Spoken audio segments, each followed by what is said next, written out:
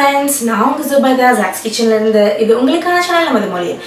இன்னைக்கு உங்களோட ஷேர் பண்ணிக்க போற ரெசிபி வந்து பாத்தீங்கன்னா ஸ்ப்ரிங் ரோல் ஷீட், அதுக்கப்புறம் வந்து சமோசா ஷீட் வீட்டிலேயே எப்படி செய்யறது அப்படின்றது தான் இன்னைக்கு நான் உங்களோட ஷேர் பண்ணிக்க போறேன். வீட்டில் ரொம்ப ஈஸியாகவே இதை வந்து செஞ்சிட முடியும்.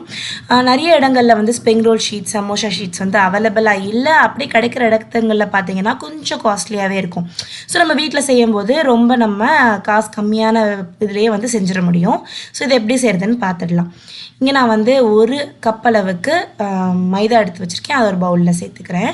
அடுத்து இதில் சுவைக்கு ஏற்ப உப்பு சேர்த்துக்கிறேன். அதுக்கப்புறம் இதில் நம்ம கொஞ்சம் கொஞ்சமாக தண்ணி ஊற்றி நல்லா இதை வந்து ஒரு கெட்டியான மாவை பிணைஞ்சு எடுத்துகிட்டு வரணும்.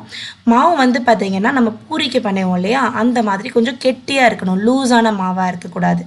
நல்ல கெட்டியான மாவாக பிணைஞ்சு எடுத்துகிட்டு வந்துடுறேன். அடுத்து இதில் நான் கொஞ்சமாக ஆயில் அப்ளை பண்ணிக்க போகிறேன். போட்டுட்டு இதையும் சேர்த்து நல்லா ஒரு வாட்டி நம்ம இந்த மாதிரி தடவி எடுத்து வச்சிடலாம். இது கொஞ்சம் நேரம் ஊறட்டும்.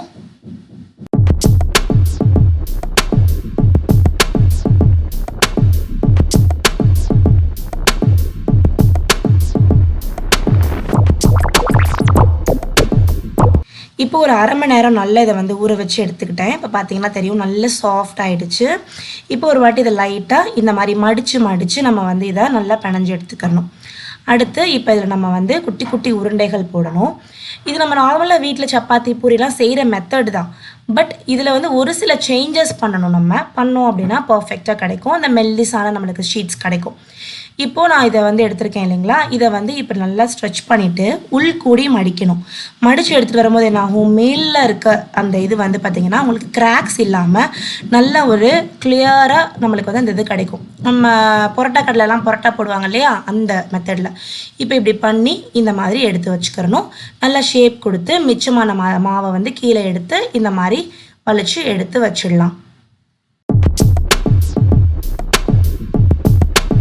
இப்போ நான் இங்கே வந்து ஒரு தட்டை எடுத்து வச்சுருக்கேன். நீங்கள் வந்து சப்பாத்தி கட்டை எதுனாலும் எடுத்துக்கோங்க. கொஞ்சமாக உலர்ந்த மாவு அதில் சேர்த்துட்டு இதை வந்து நல்லா மெல்லிஸாக நம்ம அதை வந்து திரட்டி எடுத்துகிட்டு வரணும். உலர்ந்த மாவு கொஞ்சம் நல்லா நிறையாவே போட்டுக்கலாம்.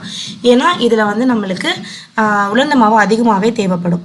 நல்லா இதை வந்து ஒரு பூரி சைஸ் அளவுக்கு இதை நம்ம வந்து திரட்டி எடுத்துகிட்டு வந்துக்கலாம். சப்பாத்தி அளவுக்கு பெருசாக போடக்கூடாது, பூரி அளவுக்கு போட்டுக்கோங்க.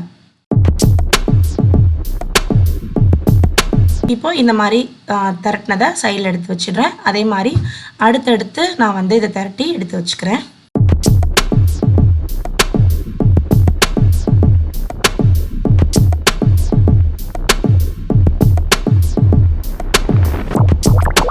இப்போ நான் 2 இது திரட்டிட்டேன்.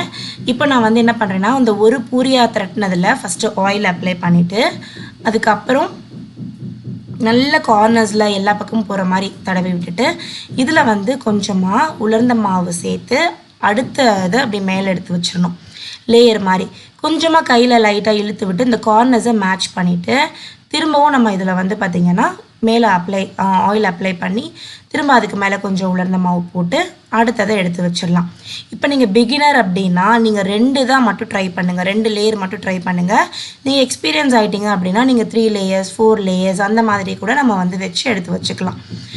ஸோ இப்போ நம்மளுக்கு ஒரே டயத்தில் நம்மளுக்கு வந்து கிட்டத்தட்ட ஸ்ப்ரிங் ரோல் ஷீட்னா 4 ஸ்ப்ரிங் ரோல் ஷீட் கிடைக்கும். இதே சமோசா ஷீட் அப்படின்னா உங்களுக்கு வந்து கிட்டத்தட்ட 16 ஷீட் வந்து கிடைக்கும். 16 ஷீட் கிடைக்கும். இப்போ இது எல்லாத்தையும் ஒன்று சொன்னாப்பில் சேர்த்து நல்லா திரட்டி ஒல்லியாக எடுத்துகிட்டு வரணும். இந்த கார்னர்ஸை வந்து அப்படியே நீங்கள் மெதுவாக அப்படி வலிச்சு எடுத்துகிட்டு வரணும். எவ்வளோ தூரத்துக்கு நம்மளால் ஒல்லியாக திரட்டி எடுத்துக்க முடியுமோ அவ்வளோ தூரத்துக்கு ஒல்லியாக நம்ம வந்து இதை திரட்டி எடுத்து வச்சுக்கிறணும். இப்போ எடுத்து வச்சுக்கலாம். அதே மாதிரி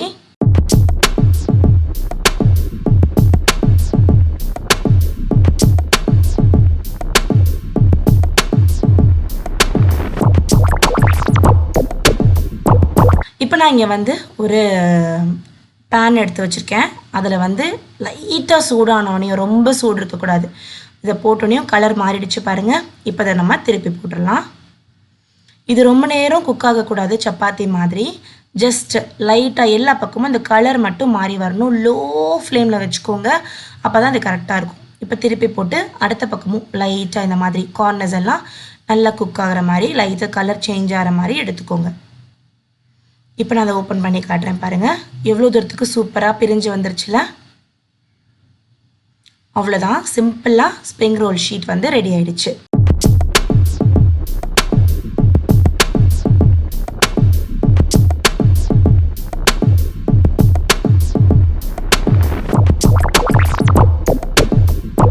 எவ்வளோ தூரத்துக்கு சூப்பராக நல்ல மெல்லிசாக ரெடியாக இருக்குது.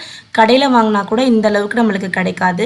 ரொம்ப நல்லாயிருக்கும், நல்ல மொறுமொறுன்னு இருக்கும். இந்த மெத்தடில் நீங்கள் ஃபாலோ பண்ணிங்க அப்படின்னா இதை வந்து ஒரு நல்ல துணியில் ரேப் பண்ணிவிட்டு நீங்கள் ஜிப்லாக் பேக்கில் போட்டு நீங்கள் அதை வந்து ஃப்ரீசரில் ஸ்டோர் பண்ணி எப்போ வேணுமோ எடுத்து செஞ்சுக்கலாம். இப்போ ஸ்ப்ரிங் ரோல் மடிக்கிறது எப்படின்னு காட்டுறேன். இதில் பாருங்கள், ஃபஸ்ட்டு இந்த மாதிரி மடக்கிட்டு அப்புறம் 2 சைட்ஸையும் மடக்கி இந்த மாதிரி நம்ம ஃபோல்ட் பண்ணி எடுத்துகிட்டு வந்து ஒரு வெட்டான தண்ணியோ இல்லாட்டி மாவு கலந்த தண்ணியோ வச்சிங்கன்னா ஸ்ப்ரிங் ரோல்ஸ் இந்த மாதிரி மடித்து எடுத்து வச்சிடலாம். பர்ஃபெக்டாக ரெடி ஆகிடுச்சுல. ஸோ இந்த வீடியோ பிடிச்சிருக்குன்னா லைக் பண்ணுங்கள். அடுத்து சமோசா ஷீட் இதுலேருந்து எப்படி பண்ணுறதுன்னு காமிச்சிடுறேன்.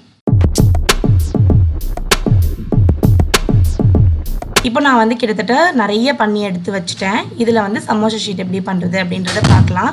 நான் ஏற்கனவே வந்து மட்டன் சமோசாவோடைய ரெசிபி அப்லோட் பண்ணியிருக்கேன். அதில் நீளமாக எப்படி செய்யணும் சமோசா ஷீட் அப்படின்றத நான் வந்து ஏற்கனவே வந்து அப்லோட் பண்ணியிருக்கேன். இப்போ வந்து ட்ரையாங்கிள் ஷேப்பில் எப்படி கட் பண்ணுறது அப்படின்றத நான் காட்டுறேன். இப்போ நான் வந்து ஃபஸ்ட்டு ஒரே ஒரு இதை மட்டும் மார்க்கிங் பண்ணுறேன். இந்த மாதிரி கரெக்டாக சென்டராக கட் பண்ணுறதுக்கு லைட்டாக இந்த மாதிரி 2ஆக ஃபோல்ட் பண்ணி மார்க் பண்ணிக்கோங்க. அடுத்து இதையும் இந்த மாதிரி ஃபோல்ட் பண்ணி முக்கோணமாக வச்சு அதையும் மார்க் பண்ணிக்கோங்க. இந்த மாதிரி நம்ம மார்க் பண்ணிட்டோம்னா கரெக்டாக எல்லாமே ஒரே சைஸில் நம்மளுக்கு கிடைக்கும். அதுக்காக தான். இப்போ மேலே இருக்க ஷீட்டுக்கு மார்க்கிங் கிடச்சிடுச்சு. இப்போ ஒரு பீட்சா கட்டரோ இல்லை கத்தியவோ வச்சு அப்படியே கட் பண்ணி எடுத்துட்டோன்னா சமோசாவுக்கு சூப்பராக வந்து ரெடி ஆகிடும்.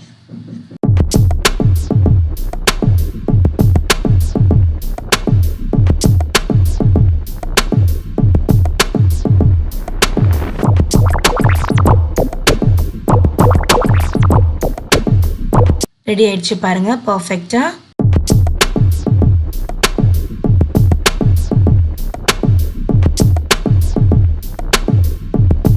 ஸோ கிட்டத்தட்ட ஒரு 4 சப்பாத்தி தான் நம்ம போட்டோம். பார்த்தீங்களா எத்தனை சமோசாவுக்கு நம்மளுக்கு ஷீட் ரெடி ஆகிடுச்சு அப்படின்னு சொல்லிட்டு. ஸோ சூப்பராக இது வந்து செஞ்சிடலாம். ரொம்ப சிம்பிள், டக்குன்னு ஒரு 10 மினிட்ஸில் செய்யக்கூடிய ரெசிபி தான். பட் அதுக்காக நம்ம ரொம்ப நேரம் யோசிப்போம், அட இது இப்படி தான் செய்கிறது, இது எப்படி நம்ம ஸ்டோர் பண்ணுறது, எப்படி நம்மளுக்கு வருமா வராதான்னு சொல்லி. ஸோ இந்த மெத்தட் நான் இன்றைக்கி சொல்லி கொடுத்துருக்க மெத்தட் ரொம்பவே வந்து உங்களுக்கு சிம்பிளாகவும் ஈஸியாகவும் இருக்கும் அப்படின்னு நினைக்கிறேன். ஸோ இதை நீங்கள் கண்டிப்பாக ட்ரை பண்ணி பாருங்கள்.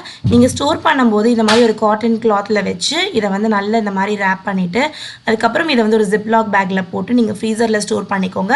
உங்களுக்கு எப்போ வேணுமோ அதை வெளில எடுத்து வச்சுருங்க. ஒரு 2 hours முன்னாடி எடுத்து வச்சுட்டு அதுக்கப்புறம் நீங்கள் அதை வந்து சமோசாவுக்கு என்ன ஃபில்லிங் வேணுமோ நீங்கள் அதை ஃபில் பண்ணி நீங்கள் வந்து செஞ்சு பார்க்கலாம். கண்டிப்பாக பர்ஃபெக்டாக வரும். ஸோ ட்ரை பண்ணிவிட்டு எனக்கு கமெண்ட்டில் மறக்காமல் சொல்லுங்கள். ஆனால் உங்களில் எத்தனை பேருக்கு இது ரொம்ப யூஸ்ஃபுல்லாக இருக்குது அப்படின்றதையும் எனக்கு மறக்காமல் கமெண்ட்டில் சொல்லுங்கள். நான் உங்களை வேற ஒரு வீடியோவில் சந்திக்கிறேன். அது வரைக்கும் பாய் பாய்.